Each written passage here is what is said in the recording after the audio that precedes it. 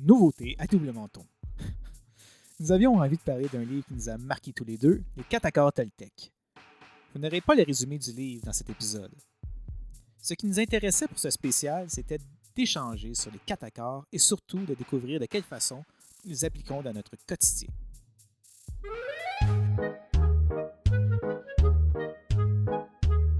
Je m'appelle Pascal. Et moi, c'est Caroline. On n'est pas des médecins, on n'est pas des spécialistes. On est deux personnes qui ont pas mal de connaissances humaines.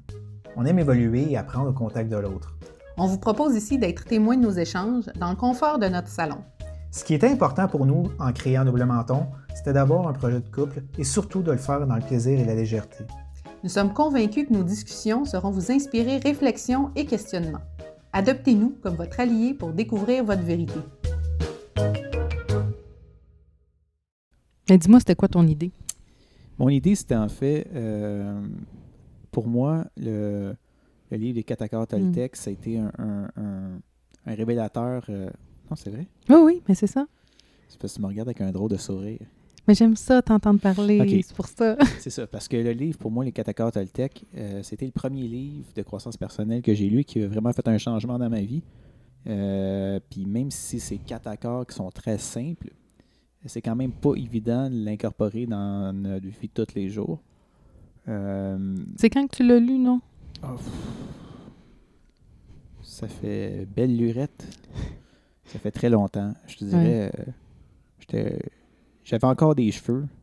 Ça fait un bout. Puis ma barbe était pas blanche. Fait que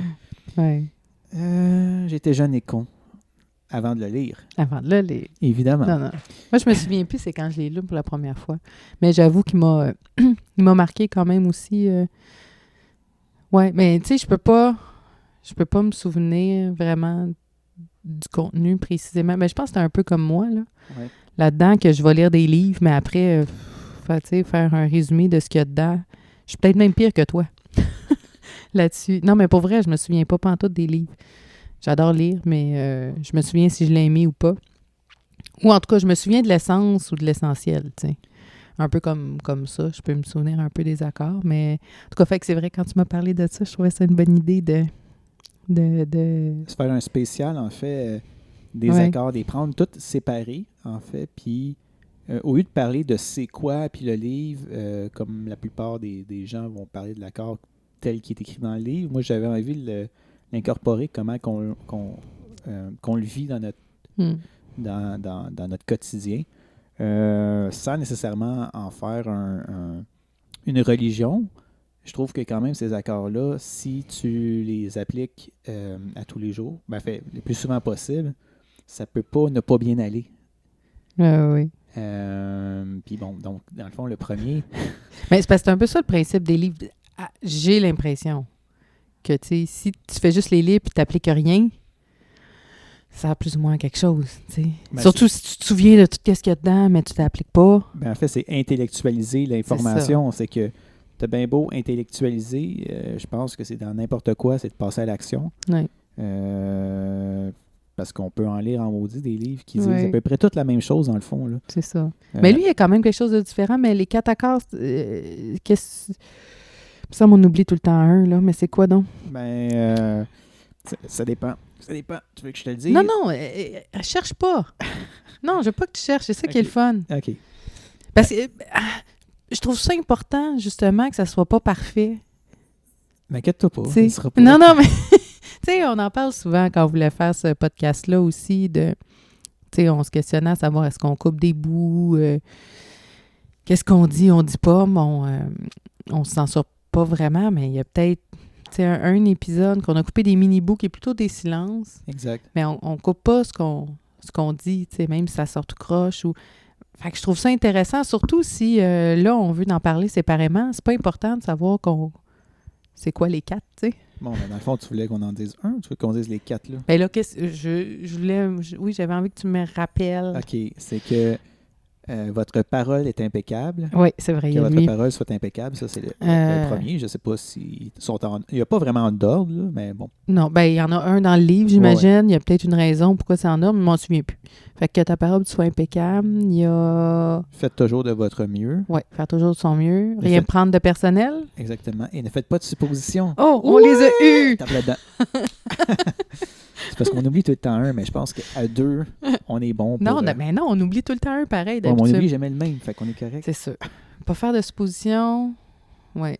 Pas faire de suppositions, rien prendre personnel. Faire de son mieux. Puis, regarde, tu vois, que votre parole soit impeccable. Toi, ça serait lequel que tu trouves qui irait, entre guillemets, en premier? Je sais pas, parce qu'il y aurait plus d'impact ou... Ben, je dirais que ta parole soit impeccable. Ah oui, hein? C'est ça qu'on parlait l'autre jour, en fait. Ouais. Mais c'est parce que ta parole est impeccable, c'est plus que juste dire ta parole. C'est comme impeccable envers toi aussi. C'est pas juste envers les autres. Mais ta définition, justement, de ta parole, que ta parole soit impeccable. C'est large, en fait. C'est pas juger. Pas se juger. Ça va quand même très loin. Comme, mettons, c'est trop facile, même si on fait attention, de parler méchamment d'une certaine façon, sans être méchant, mais dans le jugement. Je pense que le jugement, il est facile à... Il est facile à faire et à dire. Puis j'inclus le jugement envers moi, puis j'inclus même un jugement envers des personnes que t'aimes, là, pas juste ceux que t'aimes pas, là, ou qui t'énervent, là. Pourquoi qu'il n'a pas mis ça là, ou c'est un peu cave, je veux dire, il y a beaucoup de que ce soit un jugement extérieur, le dire à haute voix ou le penser, ça reste que c'est une parole. Selon moi, c'est pas juste au niveau de ce qui sort de ta bouche, mais oui, je parle dans son livre, ça a vraiment un lien avec les pensées aussi, pas seulement avec les paroles. Parce que, tu sais, si tu parles, disons, contre quelqu'un, mais pas nécessairement à haute voix ou pas par écrit, sur les réseaux sociaux, peu importe, si tu le gardes dans ta tête, ça te crée quand même une émotion qui vient avec. Exact. La colère, la frustration, peu importe. Mais, ouais, donc c'est les pensées aussi. Puis je pense aussi que ça va plus loin, là, tu parles de réseaux sociaux. Si moi, je me nourris de lecture de trolls, de monde qui chiale, puis je fais des likes, ma parole n'est pas plus impeccable, même si je dis rien, c'est que j'acquiesce cette parole-là d'une certaine façon. Là. Ben même si tu ne mets pas de like. Non, c'est ça. Tu sais, il y a vraiment ça aussi. Si je mets un cœur.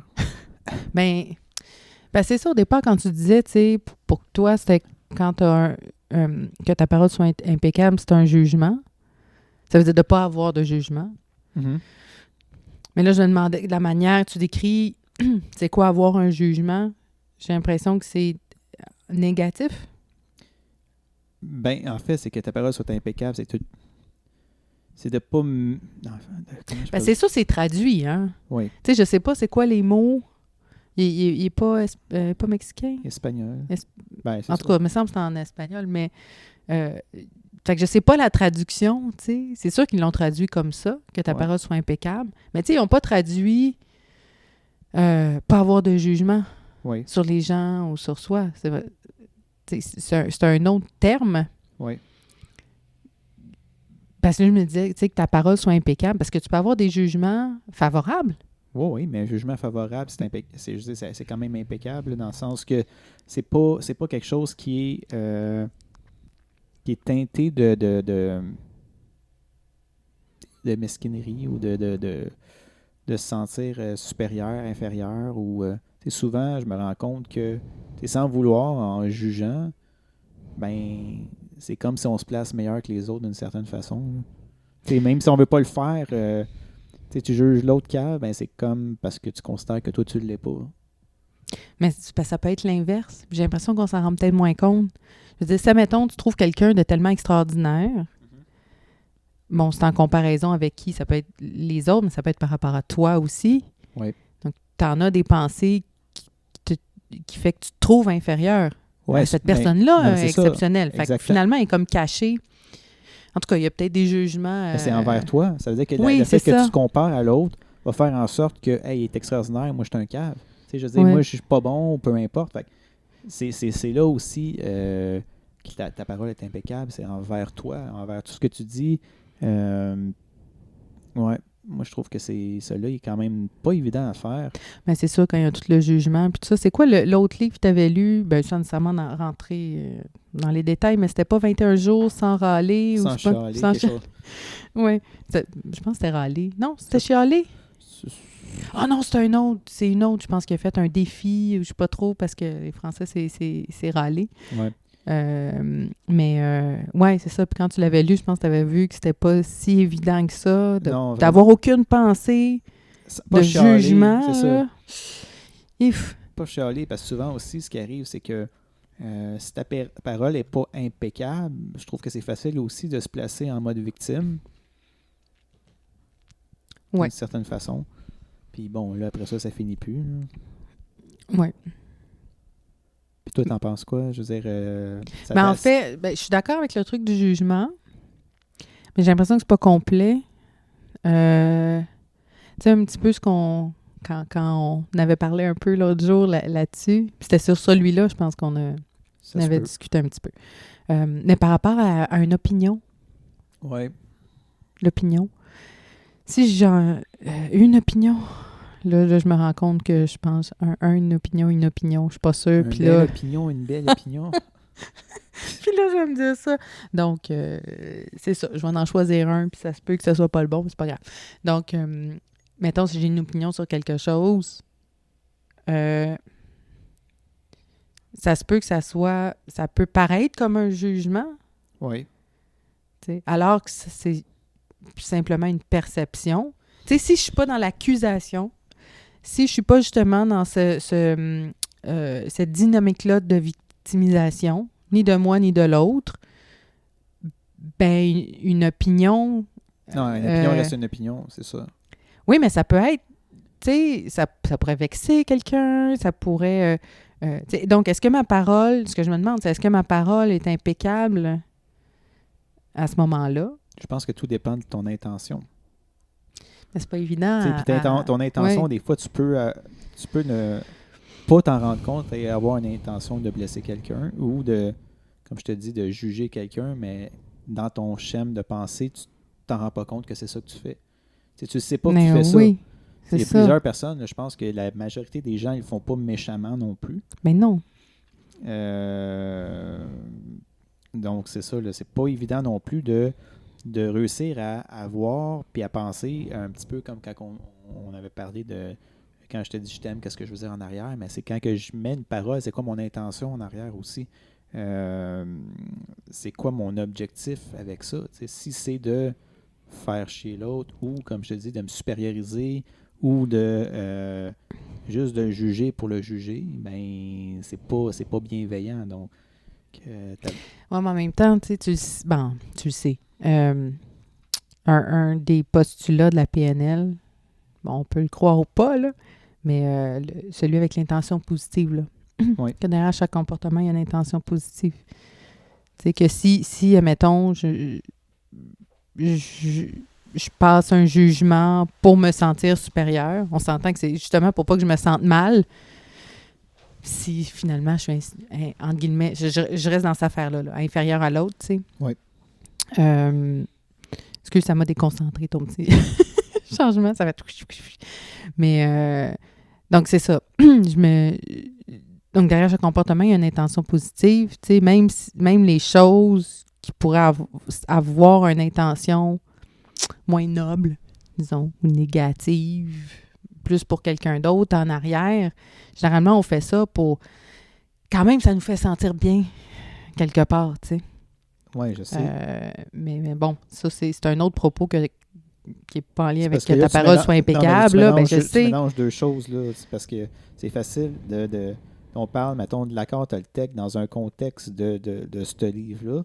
C'est sûr que si tu viens chercher avec d'autres enseignements, d'autres postulats de toutes sortes d'affaires. Mais c'est ça que j'aime, moi, mélanger les affaires pour savoir qu'est-ce qui fait Qu'est-ce qui donne un sens vraiment à mon univers, mettons.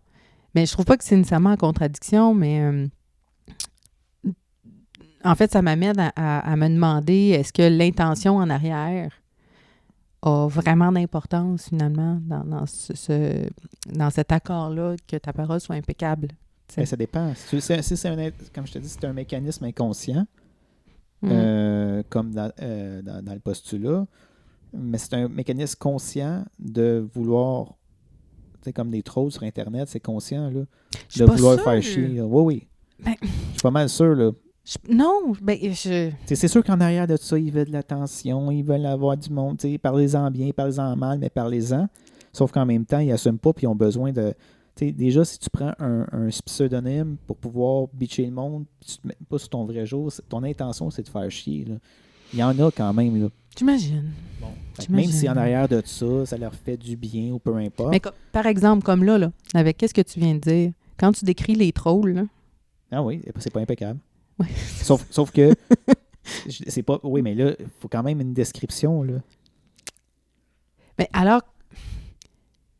C'est quand Non, mais si tu fais une description, ça peut être une définition du mot troll sans. Une définition, là. Une définition, là. Non, mais c'est là, je me demande, tu sais, comment. Est une personne qui. Non, mais. Non, selon mais le petit Robert. Comment on vit au quotidien que ta parole soit impeccable? C'est-à-dire, est-ce que c'était une nécessité, finalement, d'aller là-dessus, si ça fait que ta parole n'est pas impeccable? Ça dépend, mais je pense que l'idée du livre aussi, c'est de se rendre compte que plein de fois, on n'en a pas. Je pense que c'est pas... C'est dur en maudit de ne pas n'avoir jamais, parce qu'on est teinté de nos jugements et de nos blessures, tu sais. Mais en même temps... je pense que la définition est plate, là. Sérieusement, là. C'est juste intellectualiser, donner une définition, là. Oui et non. Ça parle de ton expérience quand même. Je comprends. Un mot. T'sais, oui, je parle pas nécessairement de la définition du dictionnaire, mais je parle de ta définition à toi, qui parle de toi, finalement. Oui. Tu comprends ce que je veux dire? C'est sûr. T'es comme déconcentré par quelque chose, hein? Ouais, non, mais c'est parce que je veux chercher... Tu veux chercher la définition de troll. Ouais. Est-ce que c'est... Mais regarde, c'est ça. Oui, tu vas trouver la définition là, de troll. Mais ça se peut que ça soit pas la tienne. Mais c'est ça. Puis si je donne la mienne, je suis dans le jugement. Là. Ben, ça dépend. Si tu donnes un exemple... Créature légendaire. Non, ça, c'est pas la même chose. Non, mais si tu donnes un exemple avec les caves qui font ça, par exemple, ça, c'est un jugement. Parce que de un, il n'y a même pas de personne en particulier. T'as une généralisation. C'est pas... c'est plus proche du jugement, tu sais.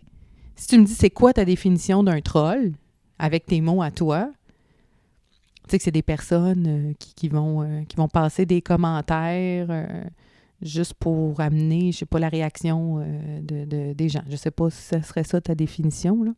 Yeah. En argot Internet, un troll caractérise un individu ou un comportement qui vise à générer des polémiques. Fait que c'est pas mal ça, là. Sinon, ça me tente pas de le lire au complet parce que c'est long. Oui, mais c'est normal qu'il y ait des définitions de dictionnaire, juste pour que tout le monde se rallie à un truc, mais tu vas avoir ta définition personnelle pareil.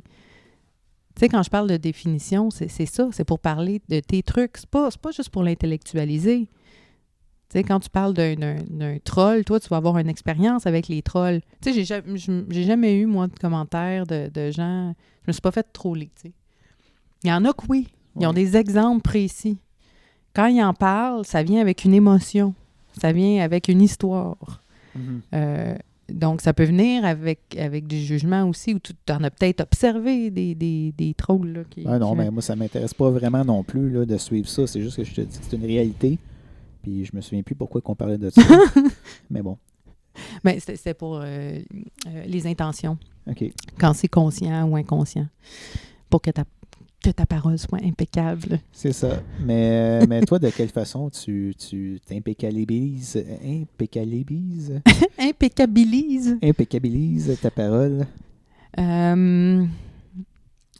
Ben justement, de ne pas aller, quand c'est vers l'extérieur, de ne pas aller dans le jugement. Mm-hmm. Je le fais depuis que j'ai commencé plus mon parcours en PNL, où est-ce que je pose plus de questions, que je suis plus ouverte, que j'ai vraiment intégré que j'ai comme mon monde, puis que l'autre a le sien, puis que même si on utilise les mêmes mots, des fois on ne parle pas de la même affaire, puis qu'il y a une logique dans ce que la personne dit. Je suis devenue comme plus curieuse, ouverte, puis j'ai un peu arrêté de donner mon opinion. Les jugements sont arrêtés un peu plus aussi, parce que c'est peut-être la curiosité qui a embarqué. Je me demande plus qu'est-ce qui fait que cette personne-là pense comme ça, au lieu de dire mais pourquoi elle pense de même et c'est une ci ou c'est une ça. Fait que je me rends compte que j'en ai beaucoup moins. Mais en te posant la question, c'est sûr qu'après ça, si tu rentres les postulats de la PNL là-dedans, tu vas comme accepter ce qui est dit sans nécessairement, je veux dire, même si ça n'a pas de sens, c'est sûr que ça a tout le temps un sens pour quelqu'un. Oui, mais c'est ça se peut que ça n'en ait pas pour moi, mais je pense que ça m'a aidé à intégrer, parce que c'est sûr que j'ai lu je me souviens plus quand je l'ai lu, les accords Toltec, ça fait vraiment longtemps, mais je suis pas mal sûre que je l'ai lu avant tout mon parcours PNL, tu sais. Ouais. C'est probablement un des premiers aussi que j'ai lu, là. Ça n'a peut-être pas été aussi marquant que toi, mais j'aimais beaucoup la simplicité de ces accords-là. Mm-hmm. Comme tu dis, c'est quand même complexe à le vivre. Mais c'est simple quand même. Dans le fond, c'est ça qui est bien, c'est que c'est 4 phrases super simples, comprenables, puis en même temps, tellement pas facile à faire. T'sais. Non, mais c'est pour ça, je pense, en tout cas, d'avoir d'autres clés comme ça de compréhension des gens. Oui. Oui, c'est ça. La compréhension des gens, je pense que ça m'a aidé à lâcher prise un petit peu sur ces jugements-là. Puis, sur moi aussi. Tu sais, comme l'autre que je parlais tantôt, derrière chaque comportement, il y a une intention positive. Si je l'intègre, ben je vais être moins portée à juger soit les autres, soit moi. Parce que s'il y a un comportement que j'ai qui me plaît pas, ouais. Ben, je vais me dire, il y a peut-être une partie de moi qui a une bonne intention pour moi d'agir comme ça. Je peux aller la retrouver. Puis j'ai pu à me taper sur la tête d'agir d'une façon qui me plaît pas. Oui, mais je pense que l'idée non plus, c'est pas de se taper sa tête, tout ça, là, ce processus-là, puis ces questionnements-là. C'est juste que... Mais quand tu n'es pas impeccable, là, c'est ça, là, de taper sa tête. Oui, ta parole n'est pas impeccable du tout. Non, je comprends, mais ce que je veux dire, c'est que moi, si je dis une parole pas impeccable, puis j'essaie de me dire, OK, ma parole n'est pas impeccable, j'ai pas envie de dire, ma parole n'a pas été impeccable, donc je me tape sa tête, je suis bien cave parce que je n'ai pas été capable de respecter le fait d'essayer d'avoir une parole impeccable. Tu comprends? Oui, mais là, c'est ça, tu continues à rester dans pas une parole impeccable si tu tapes sur la tête après. C'est ça. Oh non, c'est sûr. Du moment que tu te rends compte d'un truc, tu peux l'observer juste comme et voilà, c'est ça, puis tu peux décider d'autre chose. Moi, je parle avant ça, là. Tu sais, je sais pas, moi, je me fâche après les enfants, mettons, puis je gueule plus solide que d'habitude.